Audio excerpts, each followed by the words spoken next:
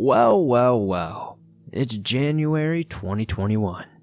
We made it through that hell of a year 2020. Welcome back to the swamp, my friends. It's good to see you made it back for another episode. Today I'm going to be sharing some creepy and allegedly true January horror stories. Now, these are stories that were sent in this month but don't really fit in other videos, so I figured I'd compile them into this video. Now, if you have a story that you would like to share in a future video, be sure to submit it at swampdweller.net or the email you can find in the description down below. I'd love to share your story with everyone here in the swamp. Without further ado, let's get into these creepy and allegedly true horror stories from January.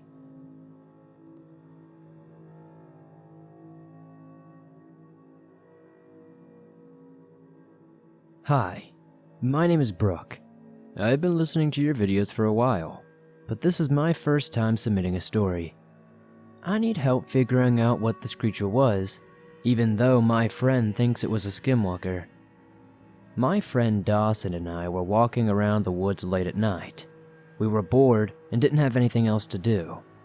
This was normal for us since we live in Kentucky, and there's really not much to do out here. He was in the middle of explaining what a skinwalker was when we heard leaves being crunched and rustling around. It was as if someone, or something, was walking just a few yards away from us. Neither one of us thought anything about it, and continued walking. We continued to hear the footsteps as we walked. At first, it sounded like it only had 2 feet, so we thought it was just another person. But within an hour or so, it started sounding like it was walking on all fours. A few hours later, we were just walking into his backyard. He lives on a farm, and we heard something in the barn. There are not any animals in the barn, so we decided to go have a look. The second we got near the barn, we started smelling something absolutely horrible. We figured something had gotten into the barn and died since it was smelling like rotting flesh. We opened the doors, walked into the barn, and I reached over to turn on the lights. I felt a hand on my arm and heard Dawson's voice say, "Wait, don't turn them on." It weirded me out, but I stopped and waited for him to say something else. I could hear him breathing just a few inches away from my face, and I was starting to freak out.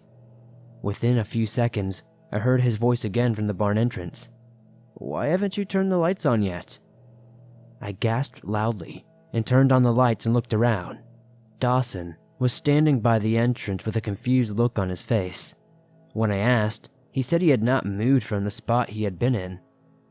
He said he had not said anything other than why hadn't I turned on the lights yet. I hurried back over to him and took his hand for comfort since I had encounters with paranormal stuff before. My gosh, this stuff really freaked me out. We walked further into the barn and he mentioned checking the empty stalls that were in the barn. I reluctantly agreed.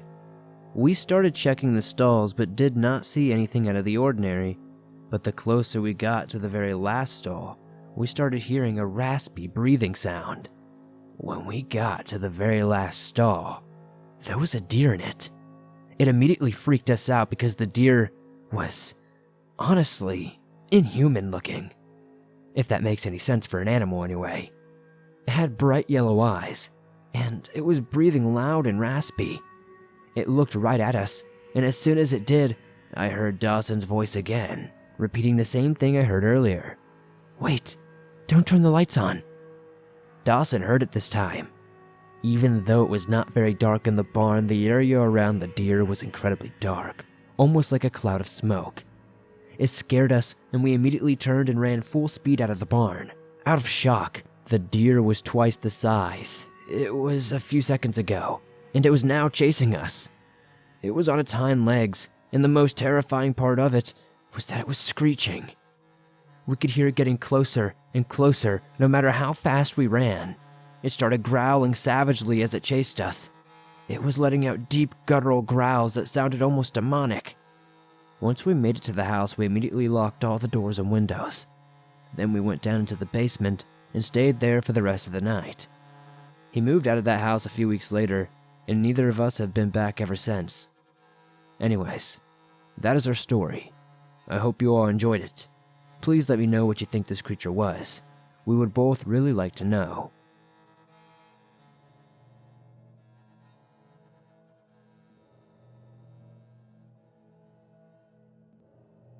My story, I guess you could say, is not a traditional horror story, but it is something horrific that happened to me nonetheless, and I know I am not the only one to have gone through this.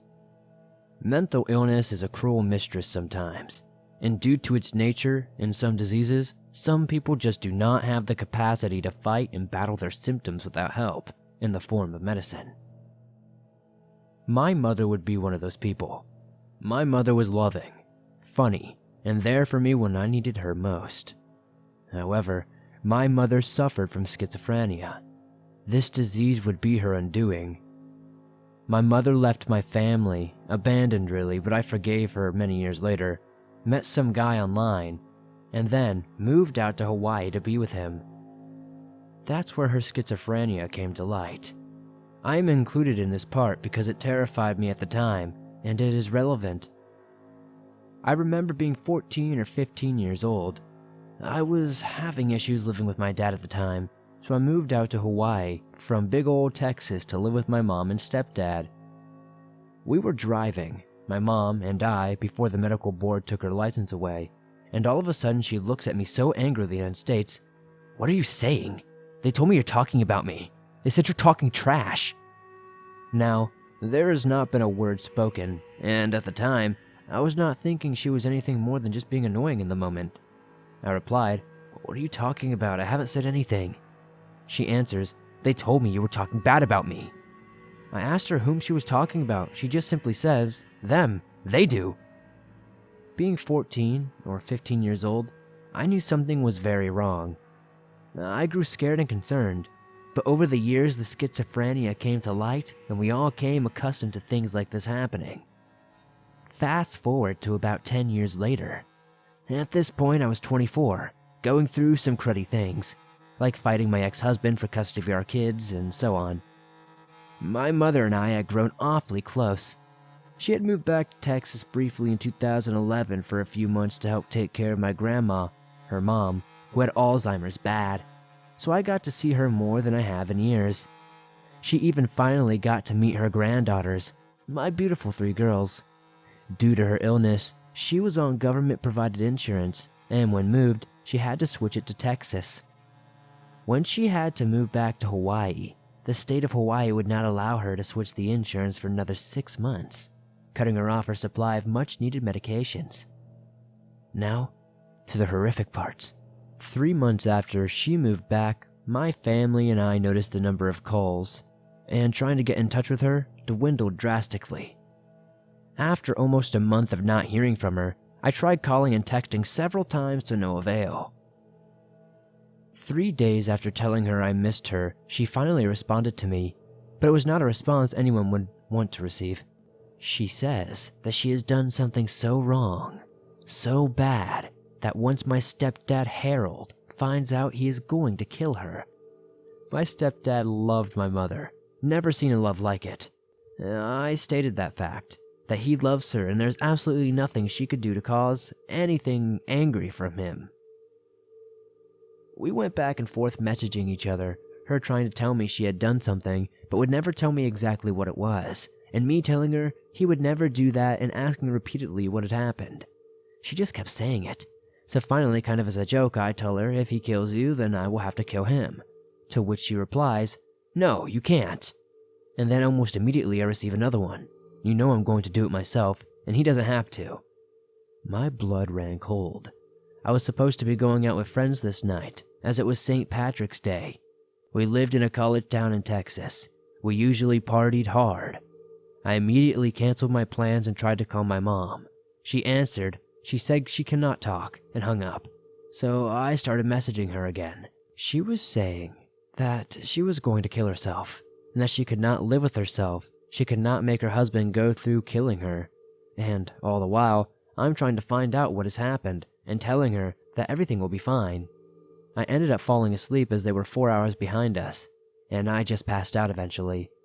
I woke up the next morning with a jolt, fearing that in my accidental falling asleep, something had happened to my mother. I grabbed my phone and messaged her again and asked if she was still here. She responded yes. I tried calling again, and to my amazement, she answered. I started firing off questions trying to make sure things were okay, but she just replies with, "I love you," by the deafening blast of a 30-30 rifle through the phone. I drop the phone, pick it up, yell, but nothing. I hang up and call back a minute later, and my stepdad answers the phone. He is hysterically crying and screams, "Who is this?" I answer him and tell him who I am, and scream that if he did this, I would find him. He brokenly tells me to just do it please because he has nothing to live for now because my mom was dead. As you can hear him drag her across the floor and sob to what I guess was her lifeless corpse. I hang up and call 911. They were at a loss as to what happened in Hawaii, and we did not know who to contact. Eventually, I got a hold of their local Hawaii police station and I told them what had happened.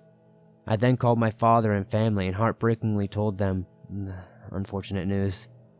A little while after this all transpired, my mom completed the act of suicide on the phone with me on March 18th, 2012. Without her meds, the voices she would hear in her head convinced her something had transpired, and the only way out was death. We, nor the police, ever found anything that made us believe she did something wrong. Schizophrenia is its own demon, and hopefully one day we can understand it better. I have PTSD from this event, and even to this day, I'm still affected by it. Mental illness is not a joke. I know this is not one of your scariest stories, but it was one of the most horrific things that ever happened to me. Thank you for reading this, and thank you for sharing my story.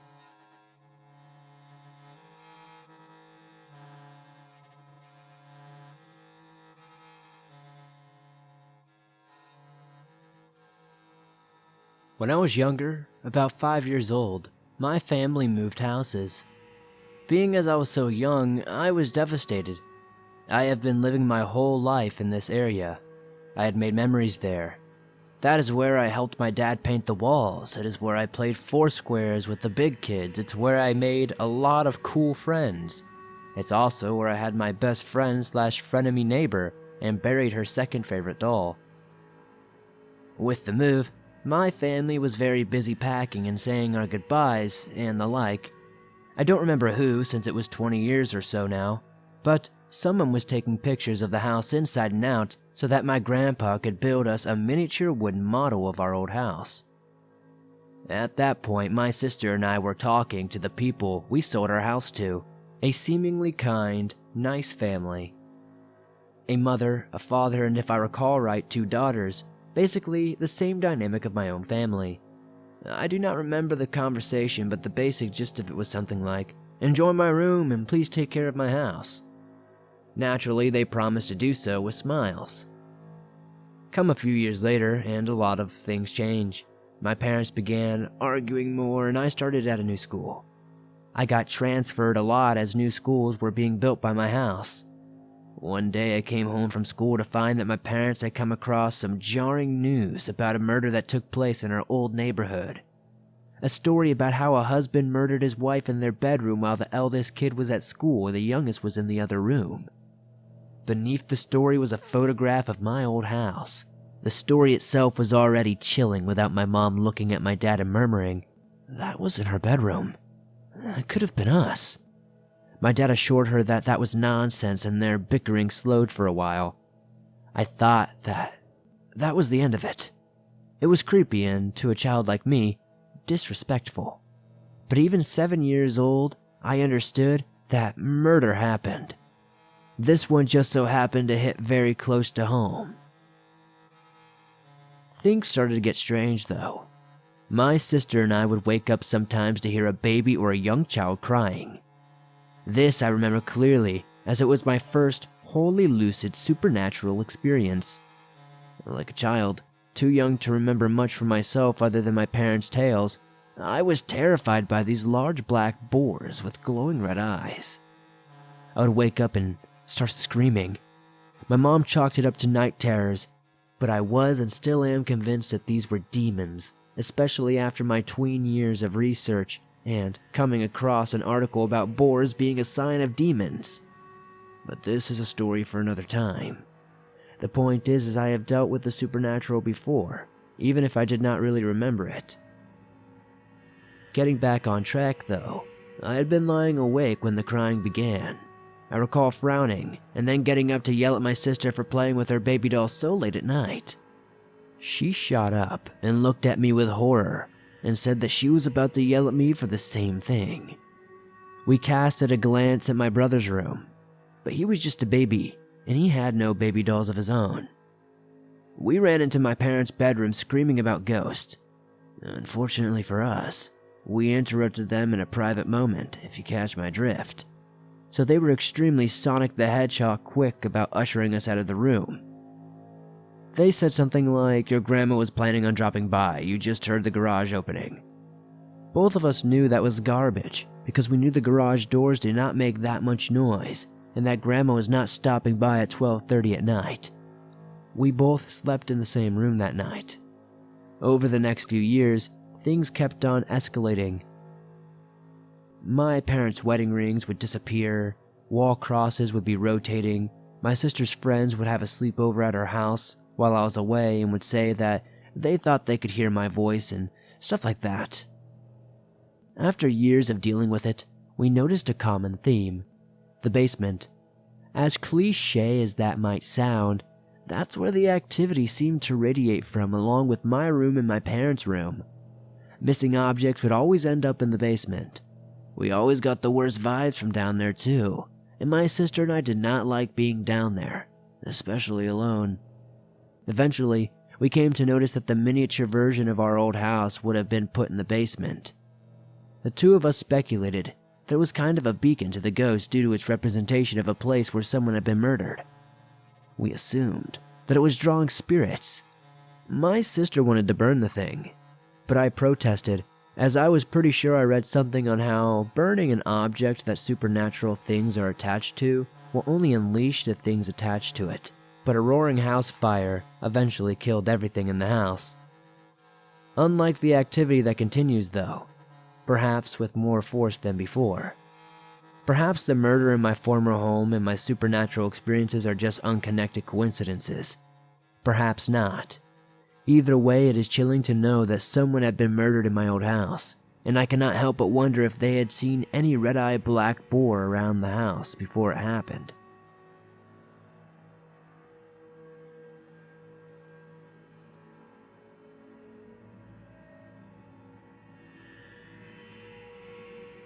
I worked as a car detailer at a dealership for a few years.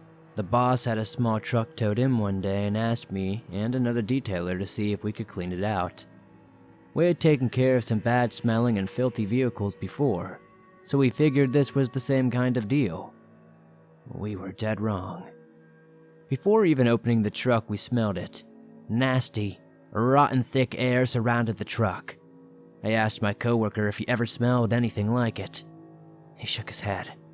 I walked over and opened the door. The smell of something dead rushed out. It was overwhelmingly sickening. I went and talked to the boss about the unbearable smell.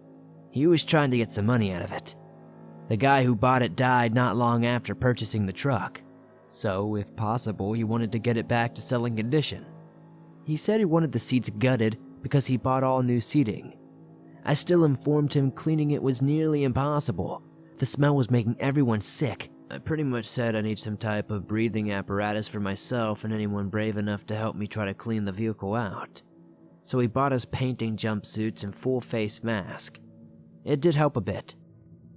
If we did not have those items, it would not have been possible. The guy I worked with was a veteran detailer.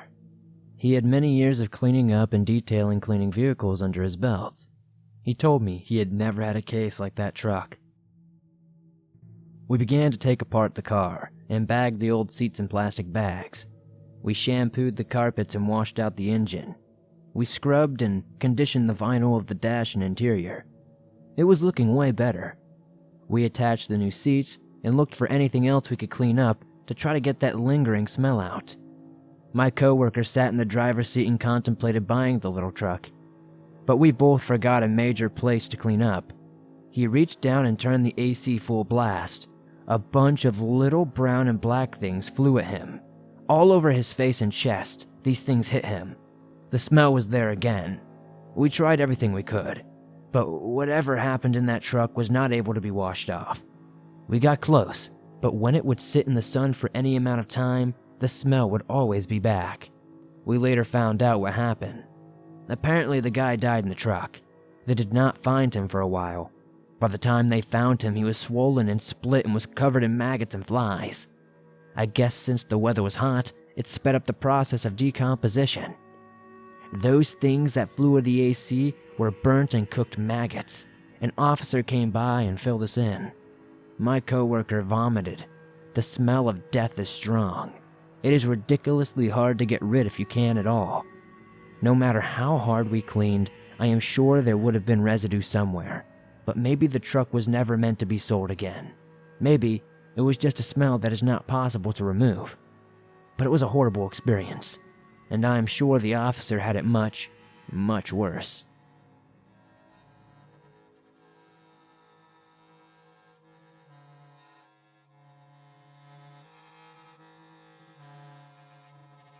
So first off, I would like to say that this is 100% true. Now, weirdly, while this whole story involves me, I did not witness a thing. So, some pretext. I have been vacationing at private campgrounds my entire life.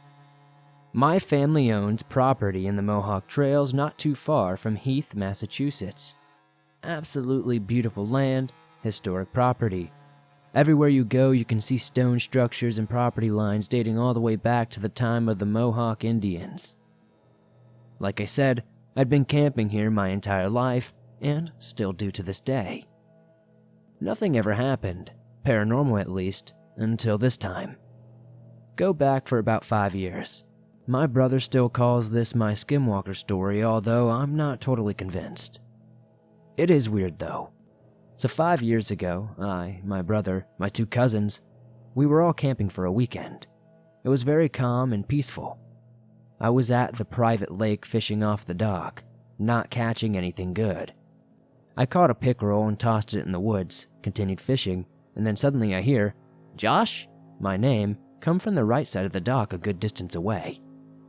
Now where the dock was, if I looked right, I could see an expanse of land that wraps around the lake. But there were trees and shrubs blocking my view of that path. That is where the voice was coming from. At least that's what I thought it was. I recognized it as my little brother, so I call back, "I'm on the dock." I see him around the corner, and he stares at me bewildered. He looks back in the woods and then back at me, so I asked him, "What's up? Were you just in the woods? Like, running through the woods?" He looked absolutely insane in his eyes. "No," I spoke. "How could I be there and be back here so quickly?" I replied. He looked back and then back at me again. "Dude, I just saw you there, but you were running that way." He points back in the direction he came from. But I could not hear twigs snapping or leaves rustling. "That's the weird part," he spoke. And mind you, back then I was around 290 pounds. I was a very big guy. I am now down to 210, and even now I am still pretty big. But that is besides the point. Now remember how I said I threw a fish in the woods? I then realized I could no longer hear it flopping around. I threw it around 5 or so minutes prior, so I go to look for it.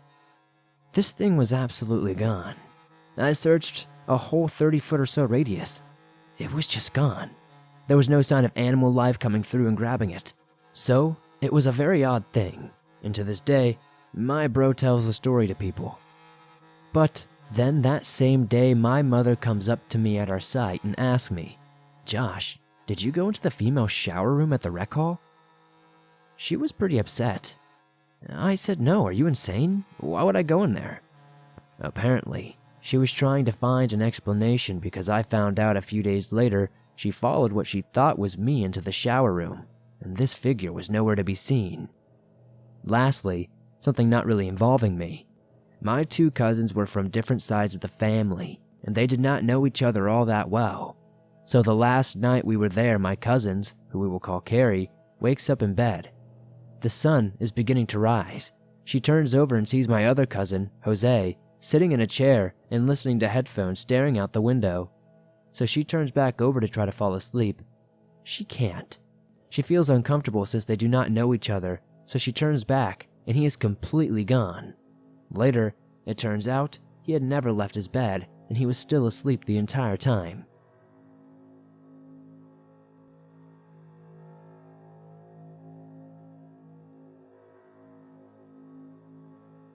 Thanks for listening to these creepy and allegedly true scary horror stories sent in by viewers just like you in the month of January. If you enjoyed these stories, please be sure to hit that like button as it helps me out a ton in the YouTube algorithm. If you're listening on iTunes or another podcast platform, be sure to give me a 5-star rating as it helps me out a ton.